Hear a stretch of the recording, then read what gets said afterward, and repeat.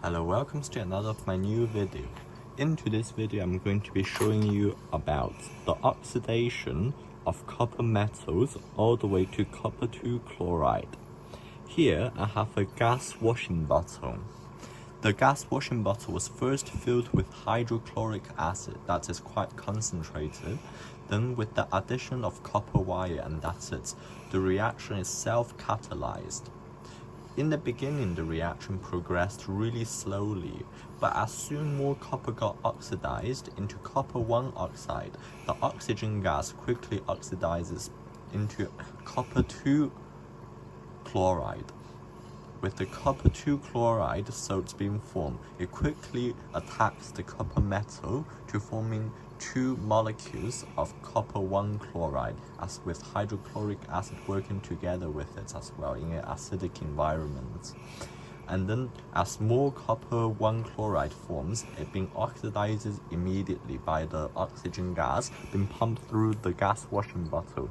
That quickly then forms the copper 2 chloride. In the end, you have more of the product. The product itself is the catalyst of this reaction.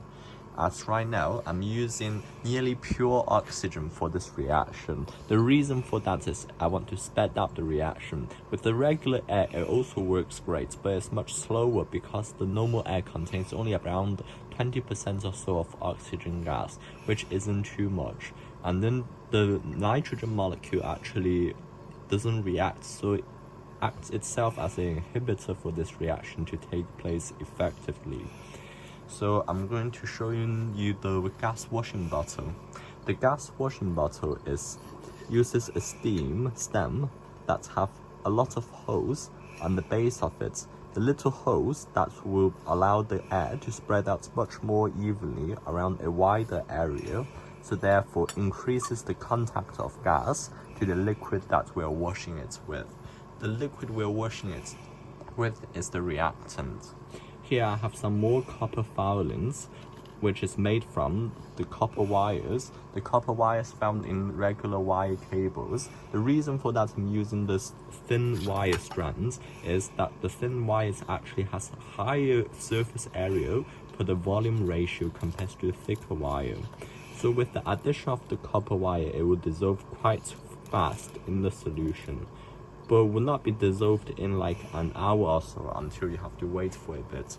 In the end, when the concentration of the copper 2 chloride is high enough, this solution itself will be able to use for PCB etchants.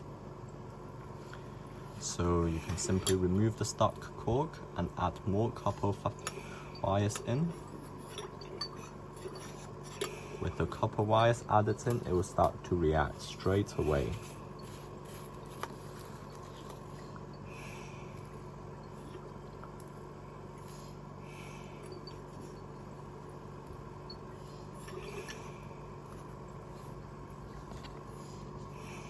Here we go. All the wires is added. You can see the copper wire gets attacked immediately as it's with the solution. Solution right now is really dark, but in the beginning the solution is really light color. It's basically transparent clear liquid that has no color. As soon as the copper salts forms, first forms the slightly greenish salts of the copper 1 plus ion. The copper 1 and copper 2 has different names. The copper 1 is called the cuprous chloride. The copper 2 is called cupric. The prick means that it's in a higher oxidation than the pros salts, so same way as for the iron salts. Iron 2 plus is called the ferrous salt. Iron 3 plus is called the ferric salt. Here I have a whiteboard for some more introduction of the chemistry itself. So we first will have copper plus the hydrochloric acid plus the oxygen gas forms copper chloride plus water Now the equation itself is first not balanced, but we can see how much of molar equivalent we will need. Basically, one single oxygen atom will be able to form 2 moles of water, so therefore we want a half. And then therefore we need 2 hydrogen here, so we need 2. So same for the copper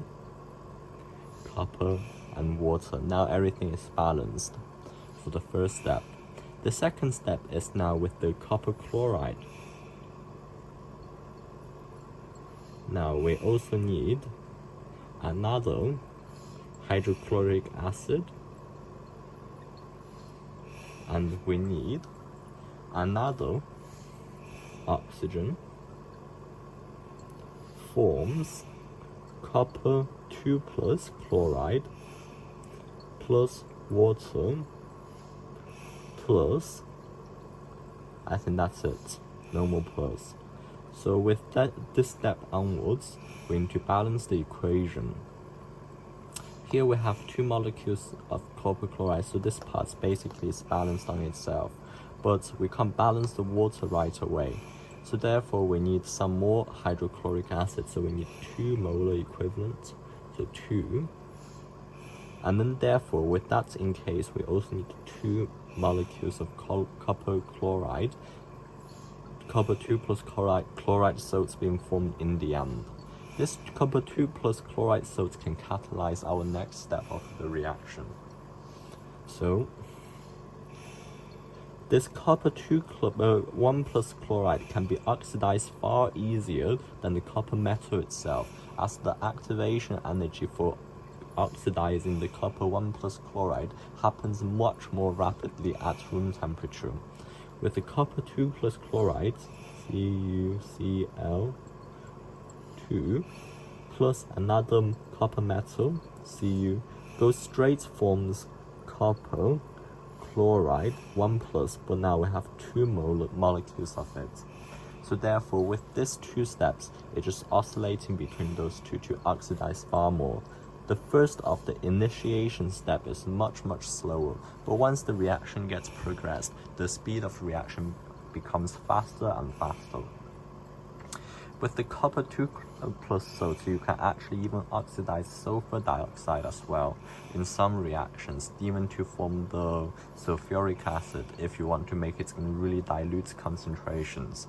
But just for general PCB etchants, this reaction happens way faster than the first reactions. But in case, if you wonder, could we use anything else for the oxidizing agent? Yes, we can. We can in fact use hydrogen peroxide for our reaction here, so which happens as 2 copper molecules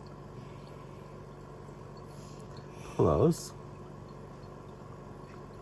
2 hydrochloric acid plus H2O2 goes to 2 copper chloride plus 2 water. The U is a bit big, but should be lowercase. So this step also happens to be oxidized faster than the peroxide step.